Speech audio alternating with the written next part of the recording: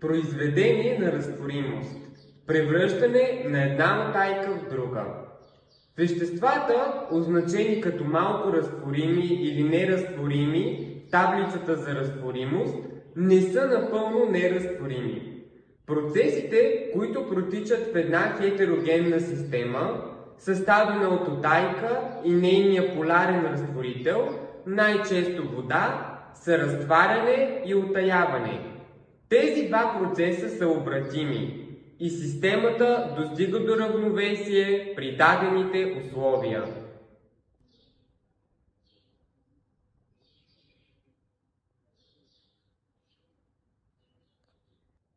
Да получим сребърен хлорид. Наливаме в две епруветки разтвор на натриев хлорид.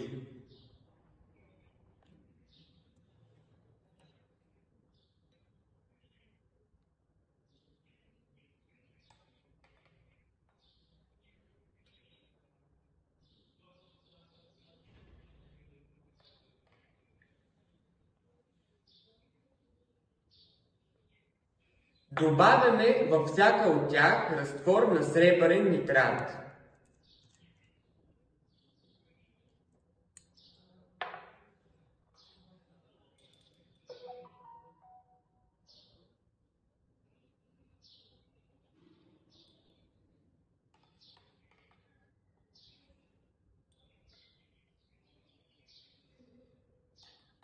Образува се бяла утайка от сребърен хлорид.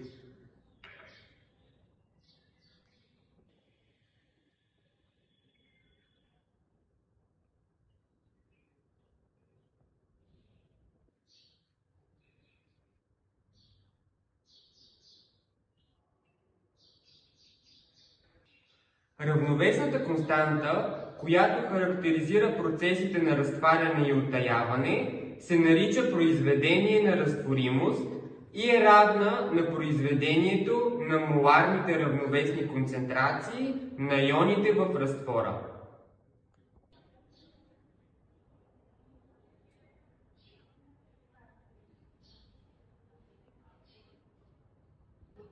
Добавяме в една от епруветките разтвор на калиев йодид.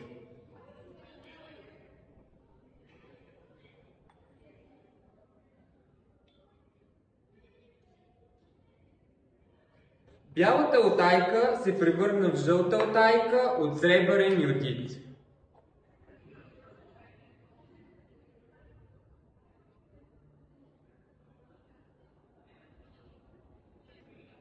Това се случва, защото произведението на разтворимост на сребърния йодид е приблизително 1 милион пъти по-малко от произведението на разтворимост на сребърния хлорид, което води до превръщане на бялата утайка в жълта.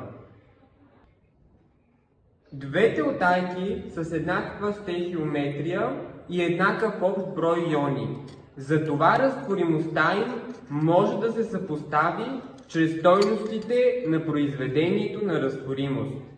Колкото по-висока е стойността му, толкова по-разтворима е утайката. За сравняване на разтворимостта на утайки, които не отговарят на една и съща обща формула, се използва величината разтворимост.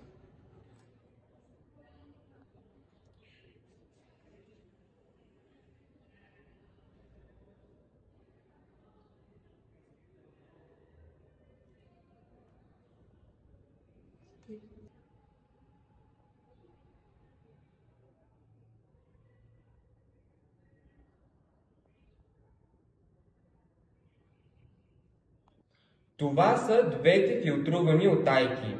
Сребърният хлорид е фоточувствителен и потъмнява под действието на светлината.